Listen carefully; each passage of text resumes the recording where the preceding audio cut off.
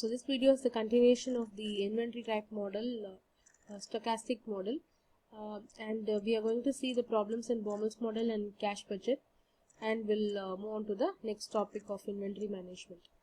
So first we'll see the stochastic model continuation. So this is the stochastic model, or known as Miller or cash management model. So the formula is Z is equal to 3 root of 3b sigma squared, this is sigma squared, divided by 4i. So B is the fixed cost of selling marketable securities of cash, and sigma squared is the variance. So variance of daily, monthly changes in the expected cash balance, and I is the daily or monthly interest rate. So I'll just show you the performer of this Miller-Orr model. So this is the stochastic model or Miller-Orr cash model. So where x and y axis denotes the cash and time, where the middle line is the return point, that is a Z1, and if when the purchase of securities is made, it is touched to the maximum level. So this is the maximum level, and the lower portion of that is known as the minimum level, the higher level and the lower level, which I said. So whenever it goes high, this is the purchase of securities, and if it is low beyond the return point, that is denotes the sale of securities. So here I'll repeat once again. The limits consist of upper control limit H, beyond which cash balance need not be allowed to go, lower control limit, below which the cash level is not allowed to reduce at the return point R. Okay, so here it is defined as Z. So so this is the diagram of the upper control and lower control limit in the stochastic model. Quickly move on to the cash cycles. So this cash cycle is refers to the length of time between the payment of purchase of raw materials and the receipt of sales. So the payment of inventory or the raw materials to be prepared, and the duration between that from the receipt of sales revenue. So that is the cash cycle. So this is the formula of finding out the cash cycle. So cash cycle is equal to average age of inventory plus average age of receivable minus average age of payment. So the cash cycle indicates the time that elapses from the point when the firm makes an outlay to purchase raw materials to the point when cash is collected from the sale of finished goods produced using the raw materials. So by using this formula cash cycle, so we can easily find out the cash collected and the overall revenue of that. So you can easily find out the cash cycle. So quickly we move on to the next one, cash turnover. So this refers to the number of times between the payments of raw materials and the receipts of sales revenue. So simply refers to the number of times each year the firm's cash is actually turned over. So it indicates the effectiveness with which cash and bank balances have been utilized by the firm. So the finance manager should therefore make an attempt to reduce the duration of the cash cycle so as to increase the cash turnover. So if he succeeds in this attempt, then he can keep minimum cash and turn it over again and again to achieve the maximum volume of sales. So the cash turnover is calculated as follows. So cash turnover is equal to number of days in operating period divided by duration of cash cycle, that is in number of days. In days you have to mention. Here we'll see the problem of this cash balance under the Baumol model. So which is a very important model which is asked in the university pattern. So here they have asked calculate the optimum cash balance under Baumol model from the particulars given below. So first they have given the annual cash requirement, that is rupees 1,50,000.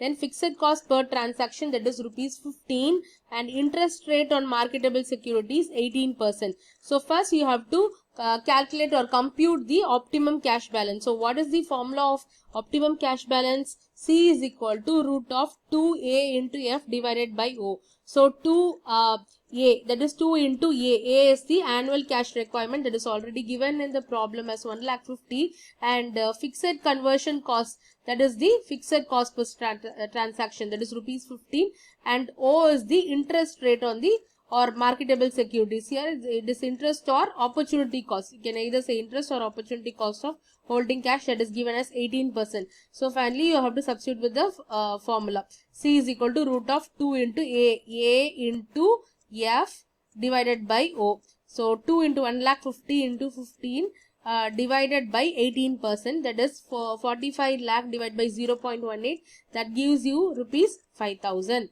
So that 5,000 is the therefore optimum cash balance is rupees 5,000. So this is an important problem. Take down. So here we are going to see the preparation of cash budget. So this preparation of cash budget is already taught in the previous classes in accounting of management, and again I am going to repeat a problem here. So from the following information, prepare a cash budget for June 2008. So this is for the cash budget. You have to prepare cash budget for the month June 2008 year. Okay. So particulars and rupees are given. Cash in hand. First 1/6/2008 is 20,000. Cash purchase for June is 1,40,000. Cash sales for June 2008 is 2 lakhs. And office expenses for June 2008 is 6,000. Interest payable in June 2008 is 2,000. And purchase of office furniture in June 2008 is 5,000. This is the format of cash budget using the receipts and payments method. So estimated opening cash balance, add cash receipts, and these are the cash receipts. So you have to go through that clearly. So what are those cash receipts? You have to add this along with the cash opening balance, and this is the estimated cash payments here.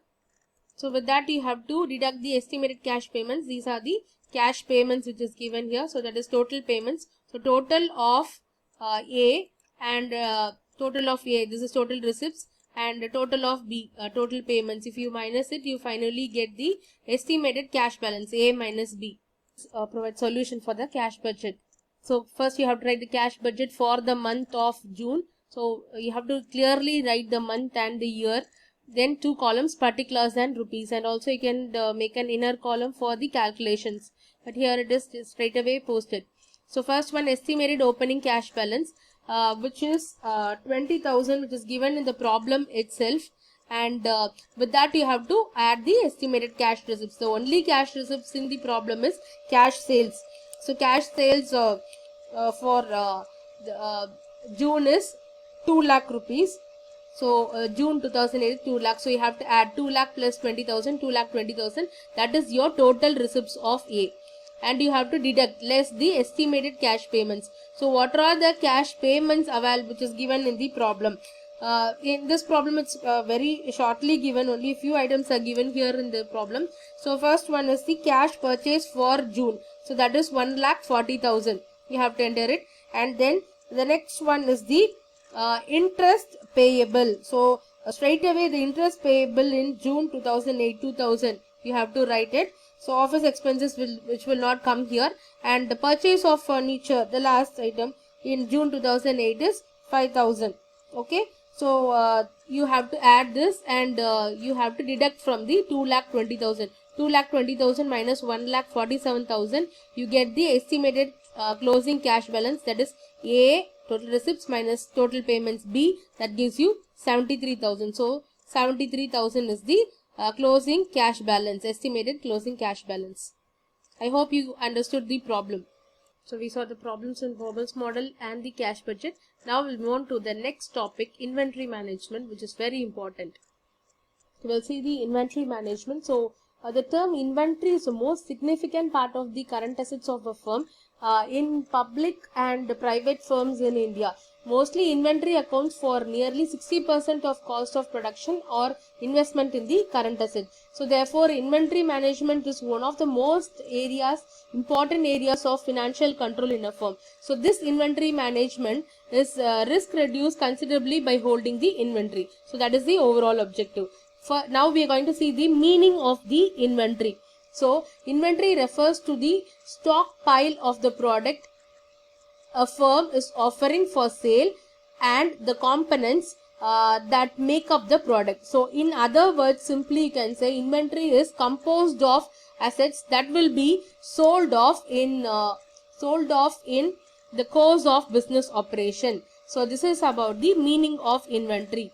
We'll move on to the definition of inventory. So according to the International Standards Committee, inventory is a tangible property, and they're given as A, B and C. So under that, held for sale in ordinary course of business, in the process of production or such sale, or to be consumed. C is to be consumed in the production of goods or service for sale.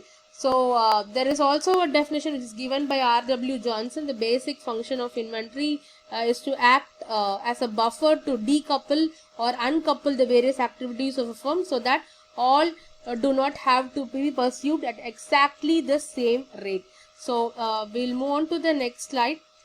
The categories, which are very important categories of inventories. First one is the raw material, then number 2 is the purchase parts, and number 3 is work in progress, and number 4 is finished goods, and number 5 is supplies. So I'll tell the first one, raw material. So inventory includes all items that after being received at the plant, so requiring additional processing before becoming a finished product.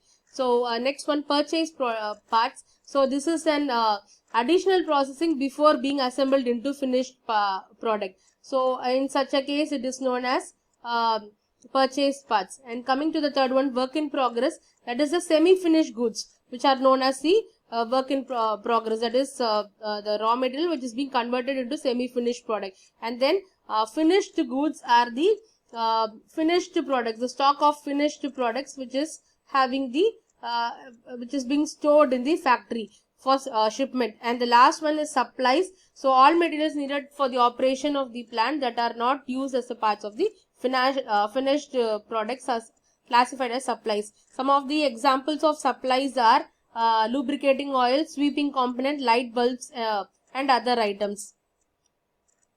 So the need and purpose of holding inventory. Number 1 is transaction motive. So this transaction motive is for the smooth and uninterrupted production and sales operation.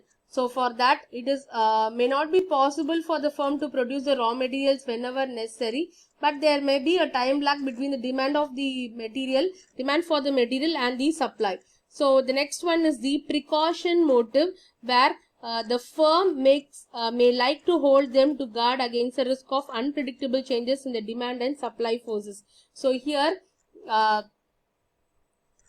in addition to the requirements of the holding the inventory for routine transaction, the firm may like to hold them to guard, which is guarding against the risk. For example, the supply of raw material may be get delayed due to the factors like strike, transport disruption, short supply, or lengthy process involved in the import of the raw material, etc. The third one is a speculative motive, where price advantage for bulk purchasing. So bulk purchasing or anticipated price rise risk in near future. So a firm may like to purchase and stock inventory in quantity which is more than needed for the production and sales purposes. So in this may be with the intention to get advantage in terms of quality discounts concerned with the bulk purchasing or anticipated price rise.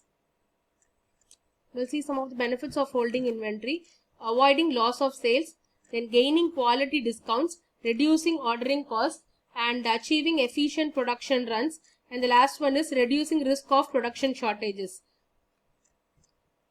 So this inventory management focuses on determining and maintaining an optimum level of inventory in the firm, and also it minimizes the procurement cost and maintaining the optimum inventory level. Now we'll see some of the techniques of inventory management: economic order quantity, EOQ model, then determination of stock levels, ABC, inventory turnover ratio, just in time, that is JIT, inventory system, then BADE analysis, FSN analysis, min-max method, perpetual inventory system, and automatic order system. Now we are going to see the problem of only in the economic order quantity, EOQ model. We'll see the problems in the next video. Thank you for watching.